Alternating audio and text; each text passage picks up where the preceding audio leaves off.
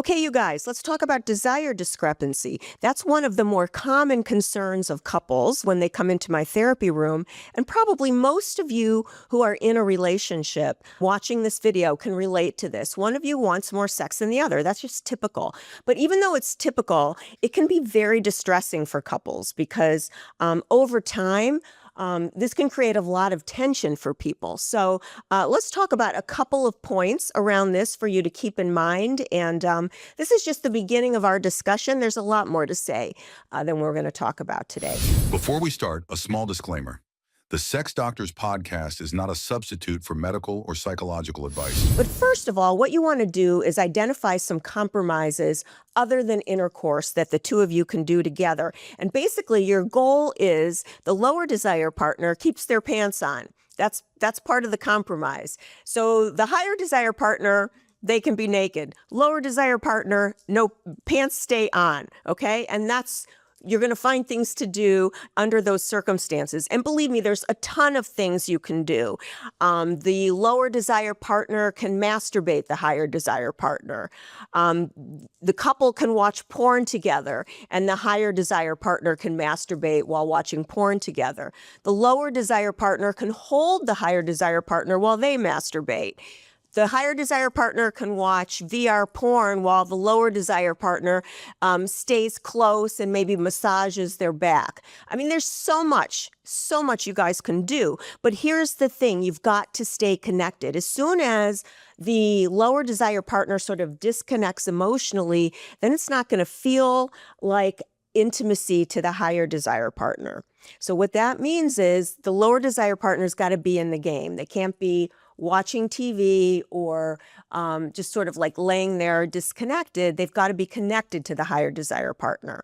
So your goal is to find 3 different behaviors or sexual experiences that you can do together where you stay in connection but does not involve the lower desire partner's lower half of their body. It's not that hard. And once you do that, it's going to help a lot.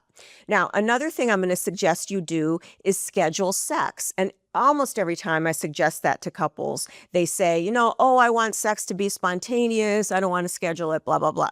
So what I ask them is just give this a try and let me know how it goes, because inevitably it goes better than they expect. And they like the idea after all. Because here's the thing.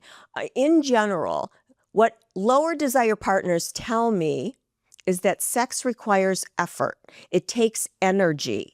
It doesn't just happen naturally for them. Whereas the higher desire partner will say, I get energy from sex. It's like it just sort of feeds me.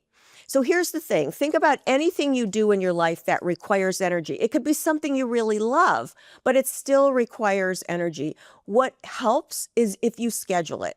If you schedule it, then you know when it's happening and you can plan accordingly. You can just sort of make sure you have the energy you need, and you can kind of get yourself in the mindset to have a good experience. And that's what happens when you schedule sex for the lower desire partner. They have an opportunity to sort of plan and prepare, and they're more in the game then when it's time for sex. So it's super helpful for them. And then ultimately, everyone has a better experience. So scheduling sex can be really helpful. The lower desire partner can do a little bit to stimulate themselves and get themselves excited before they get started. Things like this that can make the experience go so much better.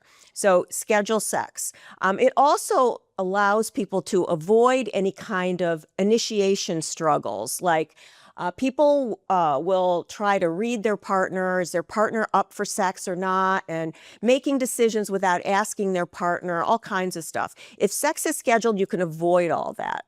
And then the final thing, let's talk about initiation. Initiation is super important. And what happens for couples when they have desire discrepancy is over time, initiation becomes really unsexy. It's sort of like, do you want to have sex tonight? That doesn't get anybody going. So initiation is really important. That's a seduction. That's part of the dance. And we'll talk more about initiation and how to do it. But for now, I just want to say, take turns initiating. So if you're having sex, let's say once a week, which is often a compromise that couples with desire discrepancy will agree on. One person wants less sex, one person wants more, so once a week is the goal.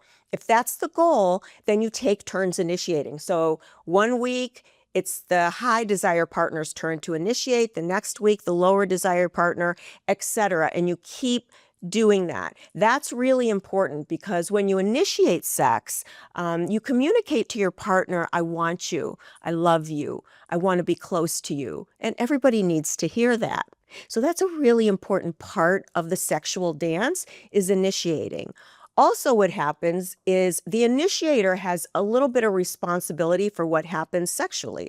So the initiator can decide when sex, so you know it's going to happen, Sunday night, let's say, but the initiator decides exactly when Sunday night and what's going to be happening during that experience. Are you going to play music? Are you going to have sex in a different part of the house? Are you going to go out to dinner first and have a romantic night? Whatever. That's up to the initiator. So everyone takes turns having a certain responsibility for what happens that evening. And that overall can be super helpful in a couple kind of managing desire discrepancy over time, because what you're looking for are strategies that'll continue to work. And so these kinds of strategies can help you stay in the game for the long term. So good luck, and we will talk more about desire discrepancy again soon.